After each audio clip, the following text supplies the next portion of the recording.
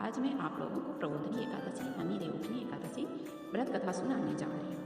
आज के दिन गंगा जी में स्नान किया जाता है। यमुना जी में स्नान, कोई भी नदी में आप जाके स्नान कर सकते हैं। यदि आप नहीं जा सकते तो घर में बाल्टी में गंगा जल डाल के आप स्नान किया। हर एकादशी को आप ऐसा कर सकते हैं, लेकिन प्रबोधिनी एकादशी का बहुत ही महत्व होता है, क्योंकि इस दिन भगवान 4 मास तक और शयन पे रहते हैं। 6 सागर में शयन निद्रा में रहते हैं, जो कि 4 महीने के बाद उठते हैं।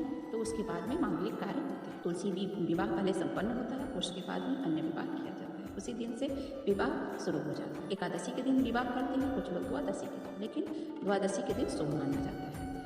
अब मैं आप लोगों को कथा सुनाने जा रही हूँ। कथा कहने से पहले आपसे अनुरोध करती हूँ कि यदि आप हमारे चैनल पर नए हैं तो कृपया करके लाइक करिए, सब्सक्राइब करिए, शेयर करिए। अन्य कथाएं आपको सुनाऊँ और क्या करने का विधान है, यह व्रत करने से क्या फल प्राप्त होता है, तो उसे आपको जानकारी होगी। भगवान विष्णु जी ने कहा, हे अर्जुन, तुम मेरी बड़े ही प्रिय सखा हो। हे पार्थ, अब मैं तुम्हें पापों का नाश करने वाली, पुण्य तथा मुक्ति प्रदान करने वाली प्रबोधिनी एकादशी व्रत कथा सुनाता हूँ। श्रद्धापूर्वक सुनो। इस विषय में मैं नारद जी से और ब्रह्मा जी के बीच वार्तालाप को सुनाया था। एक समय नारद जी ने ब्रह्मा जी से पूछा, हे पिता, प्रबोधिनी एकादशी व्रत कथा का फल क्या है? आप कृपा करके मुझे विधि विधान बताइए। ब्रह्मा जी ने कहा, हे पुत्र, कार्तिक मास के शुक्ल पक्ष की प्रबोधिनी एकादशी के व्रत फल 1 सहस्त्र अश्वमेघ और 100 राजसूय यज्ञ के फल के बराबर है। नारद जी ने कहा, हे पिता, एक संध्या को भोजन करने से, रात्रि में भोजन करने से क्या फल प्राप्त होता है? पूरा दिन उपवास का क्या फल होता है? कृपया करके सविस्तार समझाइए। ब्रह्मा जी ने कहा, हे नारद, एक समय संध्या को जो लोग भोजन करते हैं उसके 2 जन्म को मोक्ष प्राप्त होता है और उसके 2 जन्म के पाप नष्ट हो जाते हैं। लेकिन जो लोग पूरे दिन उपवास रख के द्वादशी तिथि को पारण करता है, उसके सभी पाप नष्ट हो जाते हैं। एकादशी व्रत से सहज ही फल की प्राप्ति होती है। प्रबोधिनी एकादशी के प्रभाव से बड़े पाप भी नष्ट हो जाते हैं। पूर्व जन्म में किए हुए अनेक बुरे कर्मों को प्रबोधिनी एकादशी करने से क्षण भर में नष्ट हो जाता है। जो मनुष्य अपने स्वभावानुसार प्रबोधिनी एकादशी विधि विधान पूर्वक करता है, उसे पूर्ण फल की प्राप्ति होती है। हे पुत्र, जो मनुष्य श्रद्धापूर्वक इस दिन किंचित मात्र पूर्ण करने से उनका वह पूर्ण पर्वत के समान अटल होता है।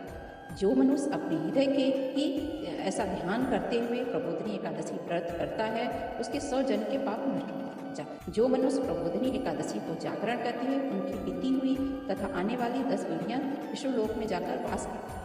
नरक में अनेक कष्टों को भोगते हुए उनके पितृ विष्णुलोक में जाकर के सुख पाते हैं। हे नारद, ब्रह्महत्या आदि विकट पाप भी प्रबोधिनी एकादशी के दिन रात्रि को जागरण करने से नष्ट हो जाते हैं। प्रबोधिनी एकादशी को रात्रि को जागरण करने का फल अश्वमेघ आदि यज्ञों के फल के बराबर होता है। सभी तीर्थों में जाने पर तथा गौ, स्वर्ण, भूमि आदि के दान से प्रबोधिनी एकादशी रात्रि के जागरण के फल के बराबर होता है। हे पुत्र, इस संसार में उसी मनुष्य का जीवन सफल है जिसने प्रबोधिनी एकादशी व्रत की। उसने अपने कुल का पवित्र कर दिया। संसार में जिसने भी तीर्थ किया, जिसने भी तीर्थों की आशा की, वो प्रबोधिनी एकादशी को करने से फल प्राप्त होता है। प्राणी को सभी कर्मों को त्याग करते हुए ऐसी हरि की प्रसन्नता के लिए कार्तिक मास की प्रबोधिनी एकादशी व्रत करना अवश्य करनी चाहिए। जो मनुष्य इस एकादशी व्रत को करता है वह धनवान, योगी, तपस्या तथा इंद्रियों को जीतने वाला है, क्योंकि एकादशी भगवान विष्णु की अत्यंत प्रिय है। भगवान विष्णु की कृपा से जन्म, मरण और मृत्यु के चक्र से इंसान छूट जाता है। इस एकादशी व्रत के प्रभाव से कायिक, वांछिक, मानसिक तीनों प्रकार के पापों का सहन हो जाता है। इस एकादशी के दिन जो मनुष्य भगवान विष्णु की प्राप्ति के लिए दान, तप, होम, यज्ञ आदि करते हैं, उन्हें अंत में पुण्य की प्राप्ति होती है। प्रबोधिनी एकादशी के दिन भगवान हरि का पूजन करने के बाद यौन और वृद्धा के सभी पाप नष्ट हो जाते हैं। इस एकादशी की रात्रि को जागरण करने का फल सूर्य ग्रहण के समय स्नान करने का फल से सहस्त्र गुना ज्यादा होता है। मनुष्य को जन्म से पूर्ण तक होता है तो बहुत ही फल को प्राप्ति करता है। जो मनुष्य प्रबोधिनी एकादशी व्रत नहीं करता, उसके सभी पूर्ण व्यर्थ हो जाते हैं। इसलिए हे पुत्र, तुम्हें भी विधि विधान पूर्वक भगवान विष्णु का पूजन करना चाहिए।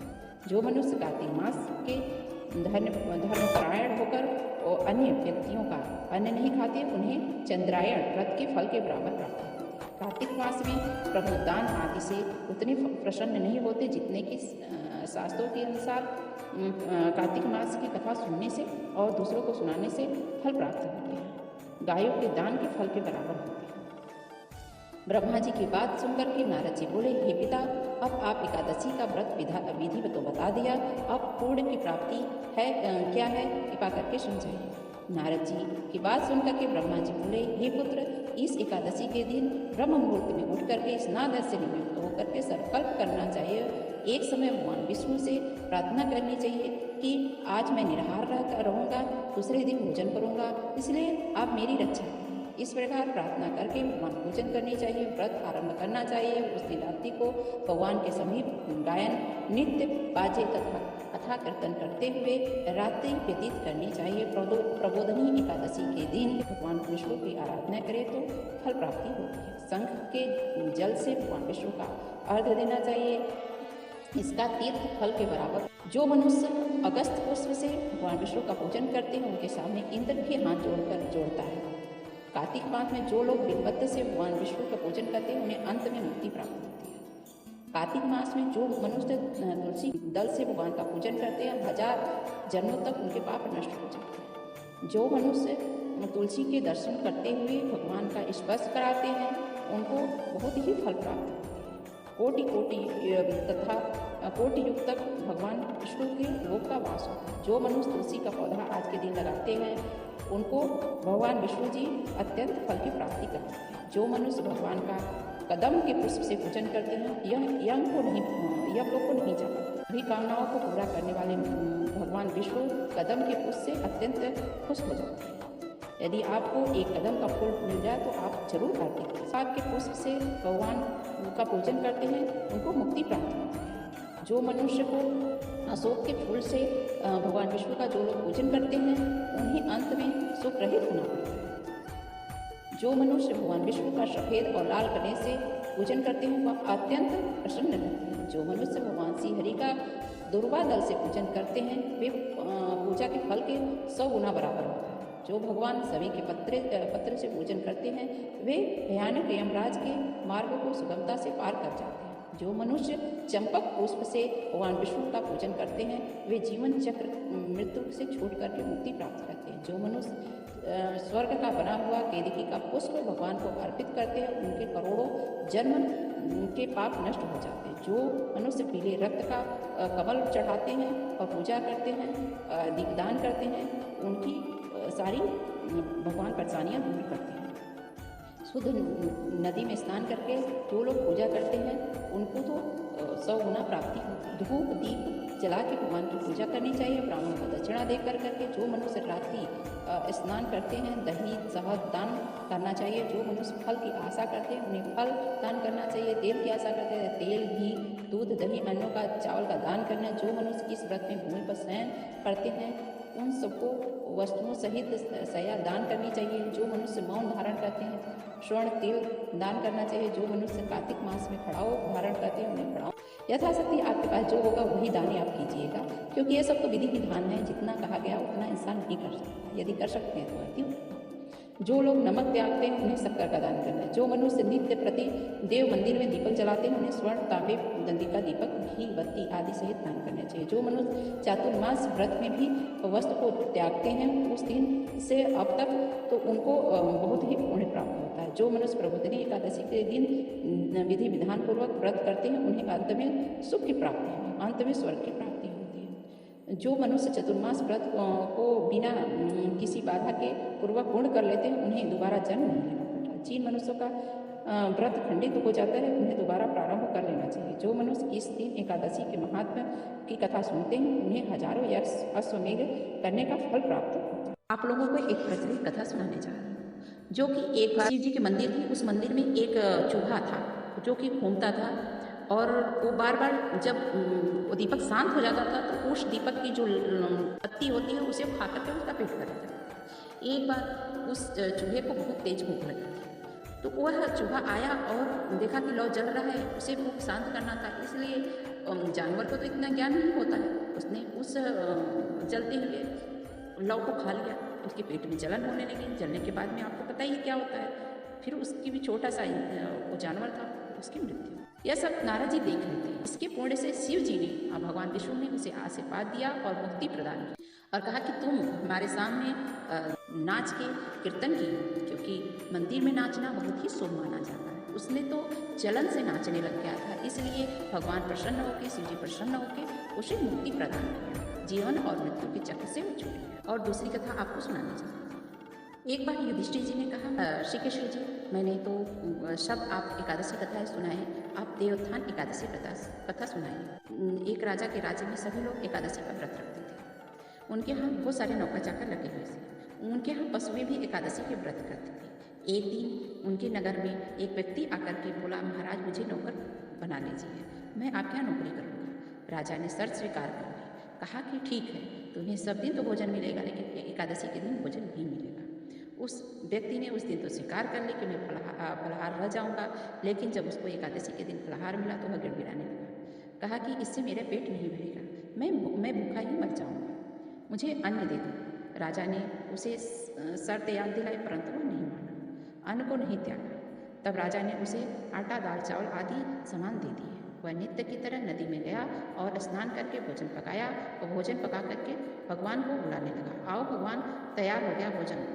उसके बुलाने पर पीताम्बरधारी भगवान चतुर्रूप धारण करते हुए प्रेमपूर्वक उसके साथ भोजन किए। भोजनादि के बाद भगवान अंतर्ध्यान हो गए तथा अपने काम पर चले गए। 15 दिन बाद एकादशी को जब राजा ने, मुझे दुगुना सामान चाहिए, उस दिन तो भूखा ही रह गया। और राजा ने कहा कि हमने तो भोजन बनाने के लिए आटा, चावल, दाल दिया था, फिर तुमने खाया क्यों नहीं?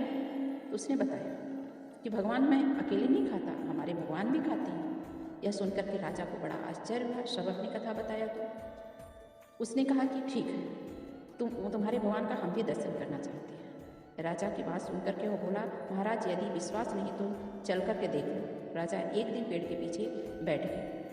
जब एकादशी का दिन आया, उस दिन व्यक्ति ने भोजन बनाया, भगवान को शाम को नदी के सामने पुकारता रहा, परंतु भगवान आए नहीं। अंत में उसने कहा, हे भगवान, यदि आप नहीं आए तो मैं नदी में कूदकर प्राण त्यागूंगा। लेकिन भगवान नहीं आए। तब वह प्राण त्यागने के लिए नदी की तरफ बढ़ा। प्राण त्यागने का दृढ़ संकल्प देकर भगवान प्रकट हो गए, उसे रोक लिया और उसके साथ भोजन किए। खा पी करके उसे बैठा करके अपने लोग को लेकर जाने लगे। यह देख करके राजा ने सोचा कि जब उनको आके बताया कि जो लोग यह व्रत करते हैं उनको यह व्रत करना चाहिए, मन शुद्ध होना चाहिए। जो लोग प्रबोधनी एकादशी व्रत करते हैं, सत्य धारण करना चाहिए, मन में कोई भी विकार नहीं होना चाहिए, सत्य बोलना चाहिए और द्वेष ऐसा नहीं रखनी चाहिए। और सबको बोल दिया कि जिसको भोजन करना है वह भोजन कर सकता है, जो भोजन नहीं करना चाहता है वो नहीं भी कर सकता। लेकिन जो लोग एकादशी व्रत करना चाहते हैं वो पूरे विश्वास के साथ करें तो ज़्यादा ही अच्छा। यह राजा ने अपने महल में आके, अपने राज्य में आके सभी को समझा। यह आपको कथा जान के कैसी लगी? यदि आपको अच्छी लगी हो तो कृपया करके लाइक करें, सब्सक्राइब करें।